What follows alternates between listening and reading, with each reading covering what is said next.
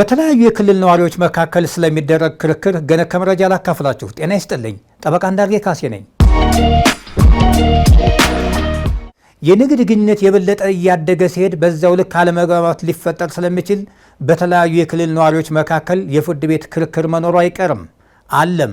መደበኛ ነዋሪነታቸው በተለያዩ ክልሎች በክልልና በአዲስ አበባ ከተማ፣ በክልልና በድሬዳዋ ከተማ፣ በአዲስ አበባና በድሬዳዋ ከተማ ውስጥ በሆኑ ሰዎች መካከል የሚነሱ ጉዳዮች የፌዴራል ፍርድ ቤቶች ፍትሐ ብሔራዊ የዳኝነት ስልጣን ነው። በሕገ መንግስቱ እንደተመለከተው የክልል ከፍተኛ ፍርድ ቤት በክልሉ ከሚኖረው የዳኝነት ስልጣን በተጨማሪ የፌዴራል የመጀመሪያ ደረጃ ፍርድ ቤት የዳኝነት ስልጣን እንዳለውና የክልል ጠቅላይ ፍርድ ቤት የፌዴራል ከፍተኛ ፍርድ ቤት የዳኝነት ስልጣን እንዳለው ተመልክቷል።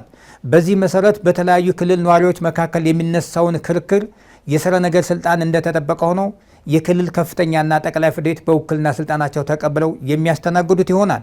የተለያዩ የክልል ነዋሪዎች ክርክር በውክልና ለክልል ከፍተኛና ጠቅላይ ፍርድ ቤት ባይሰጥ ኖሮ በተለያዩ የክልል ነዋሪዎች መካከል የሚደረገው የፍትሐ ብሔር ክርክር ወደ ፌዴራል ፍርድ ቤቶች ስለሚመጣ ፈርጀ ብዙ ኪሳራ ያስከትል ነበር።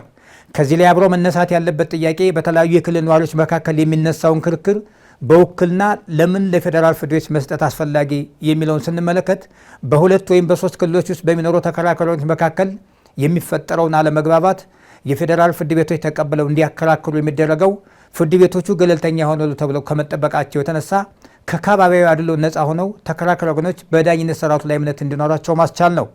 ከሳሽ ክሱን የክስ ምክንያት በሆነው የማይንቀሳቀስ መብት በሚገኝበት ቦታና ወይም ተከሳሽ በሚኖርበት ቦታ እንዲያቀርብ ቢደረግ የቋንቋ ችግር የመኖሩ ጉዳይ አንድ ነገር ሆኖ ክሱን የሚቀበለው ፍርድ ቤት ለከሳሽ ባይታወር፣ ለተከሳሽ ደግሞ የተላመደ ስለሚሆን በፍርድ ቤቱ ላይ መተማመን ላይኖር ይችል ይሆናል። በአጠቃላይ ያለውት ክርክር ከሌላ ክልል ነዋሪ ጋር ከሆነ ጉዳዩ የሚቀርበው ተከሳሽ በሚኖሩበት አካባቢ ለሚገኘው ከፍተኛ ፍርድ ቤት ወይም ጠቅላይ ፍርድ ቤት መሆኑን መገንዘብና ማማከር ይጠይቃል። አመሰግናለሁ።